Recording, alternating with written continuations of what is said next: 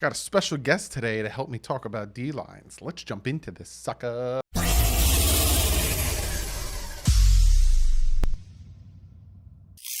What is up, Fin fans? Yes, I got a special guest today. My boy Jason. He's coming on to help me talk about D-lines in this D-line camp battle. But before we jump into that and before we jump into all that great stuff, real quick, warms my heart. Another one of you guys decided, hey, let's join the Patreon. Let's look at all the cool stuff that Doug has for these Patreons. I want to join the Discord, all that great stuff. George Kai or K, I think that's how you say your name. Sorry if I pronounced the last name wrong, which shouldn't be hard because it's K-A-A, Doug. You big dumb. Thank you so much for joining the Patreon, $4 Patreon. And I greatly appreciate that. Now, to go in with the theme of today's video, one of our own. Now, again, we have to get the roster from 87 to 80 by the 28th, which is next Tuesday. And surprisingly, yesterday, again, I record this Thursday night. You guys are seeing this Friday at noon in the premiere. How y'all doing? How's the premiere doing? I hope you guys are being nice over there. Surprisingly to me, Lima, I think that's L-I-M-A, Lima, I think it's Lima.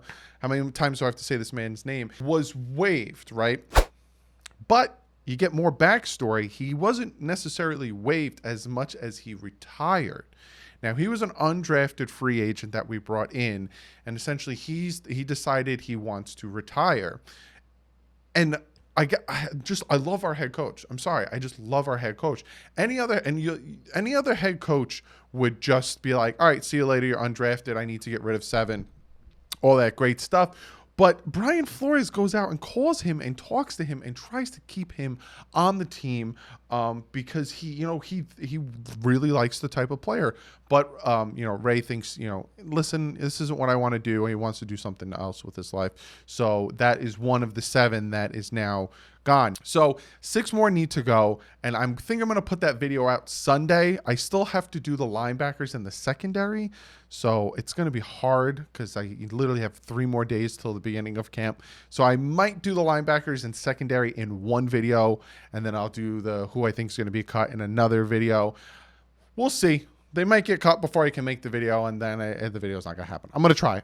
Like I said, I have a ton of videos planned, and I have to fit them all in. So be sure to hit the subscribe button, hit the like button, and let's jump into this discussion with Jason about the D-line camp battles. Yes, you guys can see I got my guy Jason here, Jason Sarney. He's a popular man. Now I'm gonna run down. So I did a little deep dive in, right? Writer producer for Deep Dive, COO of Finmatics 2, Maniac. Sorry. What else are you doing, Jason? What else do you got going on in your life? Jeez Louise. we got daddy daycare right now. It's summer, the kids are home, not really going to camp.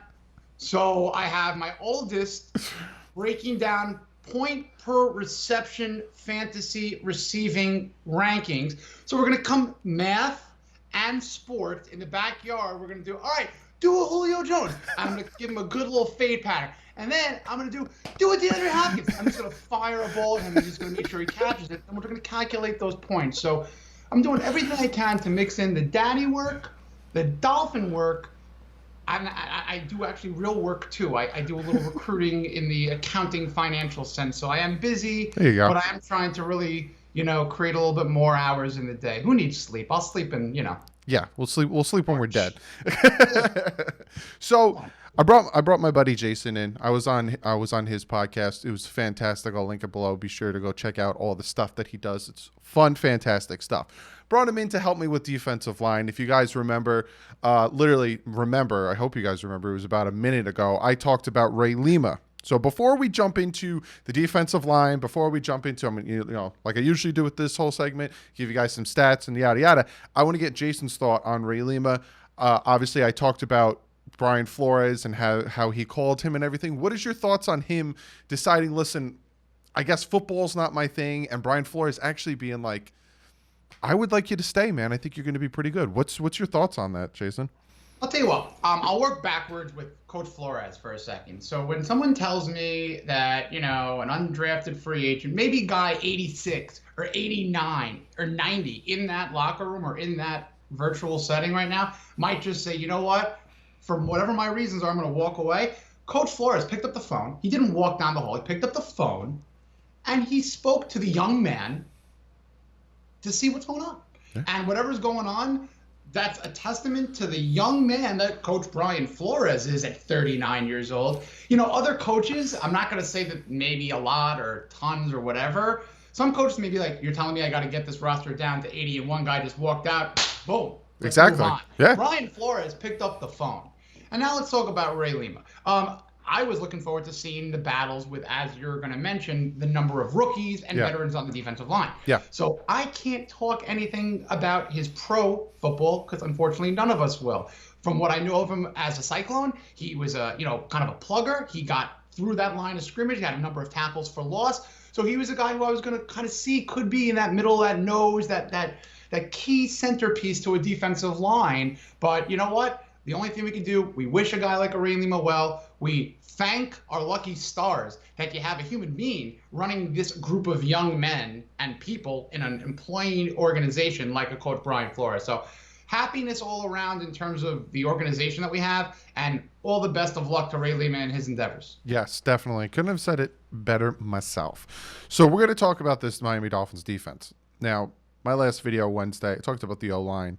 And again, I said saying last year's O-line being doo-doo is disrespectful to the word doo-doo because, God, was it awful. Now, this D-line, it wasn't as bad, but that's not saying much to say that this D-line wasn't as bad as the O-line. When it comes to rushing yards, 27th ranked. When it comes to points, the defense as a whole, when it comes to points that given up, dead last, 32nd. Yards given up, 30th. Sacks, 23rd, which is dead last. Quarterback pressure, 95 of them, dead last. Leading, so these are the guys that led the team. Led the team in sacks. 5 sacks, led the team. Not on the team anymore, Taco Charlton. Honestly, I'm not even upset that he's not on the team anymore. It doesn't bother me. Quarterback hits. Vince Beagle with 13. And tackles for loss, it was a tie between Vince and Sam McGuavin for 7. Again, these are bad stats. These are not good stats. So we added a lot. Now, like I said, Wednesday's video talking about the O-line, you'll see there's a lot of additions. Looking at this defensive line, a lot of additions. Brian Flores seriously focused this year on the trenches, and he's building from the inside out. So what we're going to do is we're going to start on the DNs. I'm going to run down the list. Me and Jason are going to talk about it. We're going to tell you guys who's going to be battling, who we see as starters, all that stuff. And then we'll go to DTs. So we got Emmanuel Ogbah. Again, our leading sacker this year, Taco, 5. Emmanuel Ogbah had 5.5 sacks last year. Didn't even play the full season. 6 tackles for a loss, 11 QB hits. Bring in Shaq Lawson, 6.5 sacks last year, 13 tackles for a loss, 18 QB hits. Between the two of them, we have 12 sacks. That is little less than half of the entire team. Those are just 2 additions. We got Avery Moss, who's been on the team. We'll talk about it. And then we have we got our 2 fifth-round draft picks and Jason Strawbridge he was projected to go 3rd. And we got him in the 5th. And Curtis Weaver, who was projected to be a 2nd or 3rd rounder, we got him in the 5th. And then we got Tyshawn Render, the guy that Bill Belichick took his time out, was one-on-one with him. And then Brian Flores came in and snatched him. So that's the DNs. When I'm looking at the DNs, I'm thinking all 6 are going to make the team, if you want my God's honest opinion. Maybe Avery Moss is the only one I'm thinking, thanks for coming, see you later. But other than that, Emmanuel Ogbah, Shaq Lawson, Jason Strawbridge, Curtis Weaver, Tyshawn Render. Maybe they take Avery Moss. He's gone. Tyshawn Render, they put him to practice squad. But if you try to take Tyshawn Render and put him to practice squad, Bill Belichick is going to be like, I wanted him in the first place. You just might as well send an Uber and just have him drive. Hey, Bill, he's coming up. He's coming up. Exactly. So he's making this team. Yeah. trend. Oh, yeah. So the only one I see that's potentially not and needs to fight his butt off to make the team, Avery Moss. Other than that, I think they're going to keep all five. What are your thoughts on the six that we have? I mean, you're right. You're putting a guy like an Avery Moss, and look, anytime we speak, it's a business. You know, you got to take the person out of it. You know, you got to look at the youth movement, and that's a theme across the board. Is the youth movement. We all know the age restriction or the age kind of average minus Ryan Fitzpatrick. But that's the theme. It's like if you're looking at a guy 2-3 years in, or you're looking at an undrafted free agent, the undrafted free agent's here. The 3-year guy is here. Tie goes to the guy who we haven't seen on the field yet. Yep. Because we don't know what his cap or his ceiling is. And that's going to be whatever we talk about, DD Dubs. That will be my theme, is the youth movement. Boop.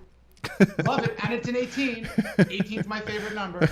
But that's a story for another day. Yeah, definitely, man. And like you said, and you bring up a very good point. And I even talked about this when it came to wide receivers. And I talked about this when it comes to the cap. So this is kind of a backtrack. There's not going to be a huge jump in cap, especially with the fans not being in there. So if we have an undrafted guy or a rookie who's head-to-head with a guy who's getting paid a lot, a.k.a., and again, I say this and some people get offended by it, Allen Hurns, if they cut him, he's going to be $800,000 dead cap, saving $2 million. You got to do that. If you it's have to save that. If you got, Matt Cole is doing just as good as Allen Hurns, I'm going with Cole, who's going to cost me nothing. You know what I'm saying? So I agree 100%. If Tyshawn Render is doing just as good as Avery Moss, if not better, sorry, Avery Moss, your day's numbered. But that's the defensive ends. And then we jump into defensive tackles, right? We got Devon Gotchow. He had 2 sacks, 4 tackles, 7 QB hits. This is his last year. This is it. We'll see if they decide to re-sign him. But again, he's a very team-friendly guy. I'm hearing that he is coming out being a captain, bringing people in, and he's not even worried about his contract. I love that type of mentality, We got Zach Seiler, who we picked up from the Baltimore Ravens practice squad, literally came in, played against the New York Giants, had a good game. Next week, played against the Cincinnati Bengals, had his first sack in the NFL. Yep. Great game against them. Love that kid. Then we have Christian Wilkins, first round pick. A lot of people want to talk about him potentially being a bust. I don't know why. It blows my mind out of my skull. Yes, he had 2 sacks last year. Would we have liked more sacks out of him? Would we have liked, an Aaron Donald and Dominican Sue style rookie year for him? Of course. But if you look at Hall of Famers and their rookie years, you don't always start out with 8-10 sacks as your rookie, especially a defensive tackle where they put him at nose tackle a lot. But he did have 4 QB hits. He did have that 1 touchdown in the red zone, and actually ranking. By the skin of his teeth. Oh my God, he almost dropped it. But if you take Christian Wilkins and you rank him against other defensive tackles in his draft last year, he was actually top 2, I think, when it comes to the defensive tackles. Then we got Dervel Neto, the Brazilian guy, who is an exempt player. So if he does go to practice squad or whatever, he doesn't count towards the roster. So cutting him doesn't make a difference towards the 80. Maybe. Raekwon Davis, 2nd round pick. Huge move for me. Love the pick. I was so happy we got him.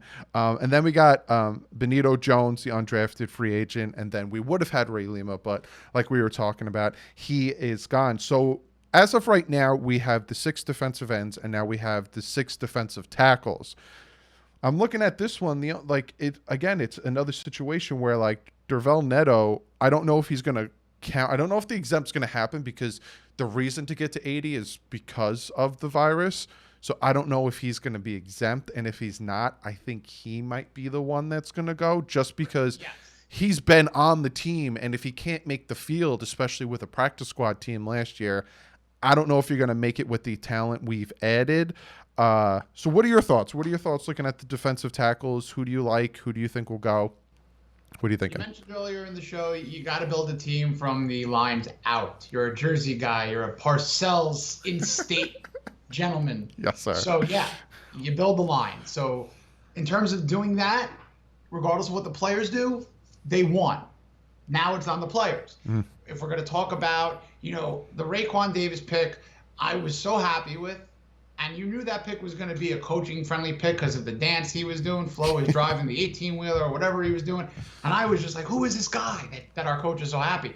And then, as you mentioned, he was being mocked in the second or third round. Yeah. I'm sorry, even up way, way, way up. And this was a beastly pick for the Dolphins. And I think he could be a key. I mean, when I say key, not rookie, key piece of the Dolphins team, not just the line, not just the defense. So if he hits, woo, that's fantastic. And with all due respect to Davin Godchak, terrific guy, terrific teammate, captain, community, everything you want to name. His agent is a guy who's going to get him the most money in the world. It's Drew Rosenhaus, and sometimes, you know what, you got to do what's best for the bank. And if the Dolphins negotiate a way to make everyone happy, and he is a Dolphin, not a detriment to losing 2 other players or whatever, everyone wins. Not going to happen. You mentioned the salary cap. Neto is a guy who, you love the story coming in from Brazil. In a normal world, he's a freebie. Yeah. But now, if you have to pick 5, 6, 9, 10 guys, who are you gonna say goodbye to, other than the guy who's tried, who's been there, but other than that is just a project. And again, you don't say it for the person, you say it for the business. There's 53 jobs, 2 more if you want to count the guys who go up and then go back down. Yeah. It's what it is. Yeah, definitely. And the Davin Godchak, I wouldn't be surprised if he has a fantastic season this year because, again, he's playing for money.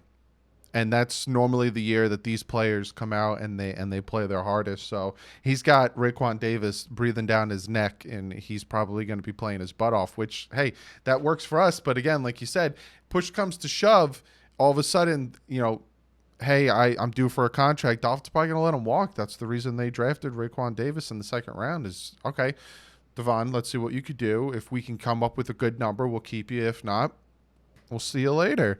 Right. And, but before we go on to something that I just, we're all Dolphin fans. Yeah. When a player gets rumored that they're going to leave, it's heartbreaking. Yes. On the 31 other teams, when a player's rumored that they want out, he's a Dolphin. Before that, we just have to just kind of curb the enthusiasm and know that it's a process, it's a business. We can't keep everybody. It's just literally impossible. Yeah. So they're gonna kind of stick to players and position groups where they're gonna be able to kind of, futz around and wiggle around with player flexibility to maybe use another heavy, rostered part of the roster. You know what I mean? Yeah. Maybe have 6 wide receivers instead of 7 because one guy can do 2 things. You know what I'm trying to say? So yeah. Temper the, we need him, we'll miss him. It is what it is. Yeah, exactly. And then the NFL, not for long. That's what it stands for.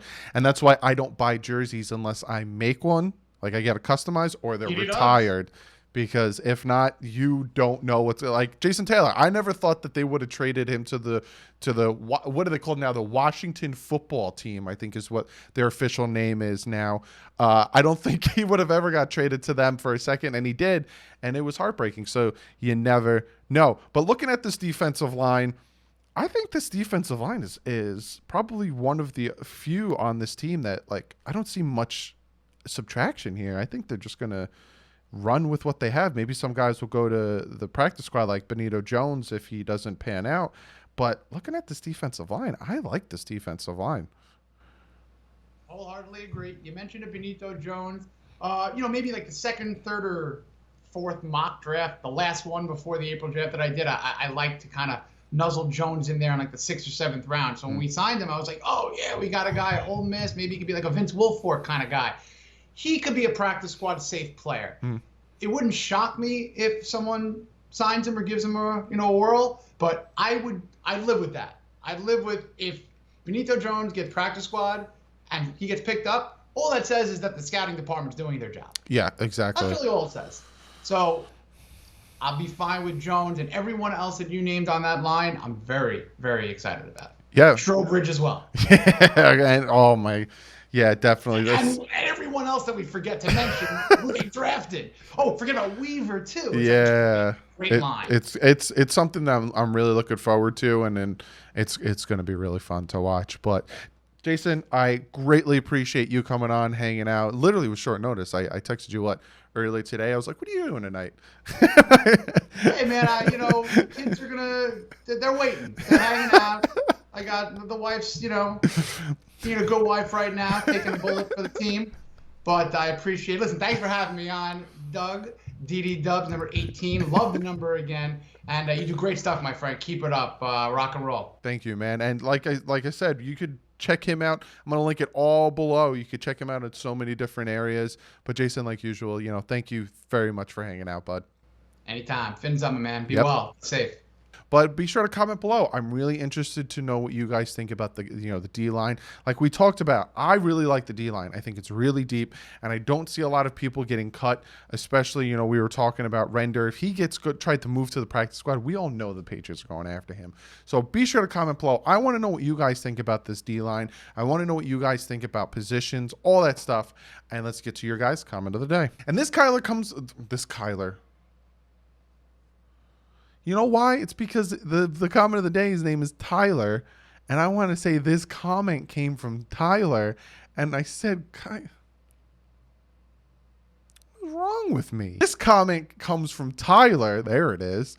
And he says, in my opinion, the NFL should allow each team to keep more than the 53 players for the start of the season, since no preseason will give teams to show who's hot and who's not. This is a wacky year. We already have wacky things in place. Might as well continue being wacky with keeping more players while this pandemic exists. I agree. I'm literally was watching the Yankees play the Nationals, and just so you know, I hate both teams. I'm a Mets fan. I hate both teams. No one in the stands. Later today at 4 o'clock, the Mets will be playing. I'll be watching that. Let's go Mets. I don't want to hear it. I don't want to hear it below. All right, I get it. Not all you are Mets fans. I don't want to hear it, man. But yeah, I agree. A lot of people want to know why they need to have 80. It's because they're trying to keep a social distance and they're trying to keep a limited amount of people. I don't like it. I hate it. I think it's stupid. It bothers me.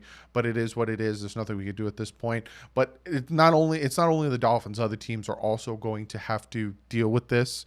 So some good players are going to get cut and picked up. But don't expect players to get cut and then instantly picked up because there's not real NFL tape on them. So they might sit in limbo for a little bit. But I agree. I think there should be a little bit. I think there is going to be a little bit more than 53. I think it's 55. Oh, wow, 2 more players. But they're trying to also they're negotiating having 90 where you have 10 floaters. So you still own the rights to these players, the 10.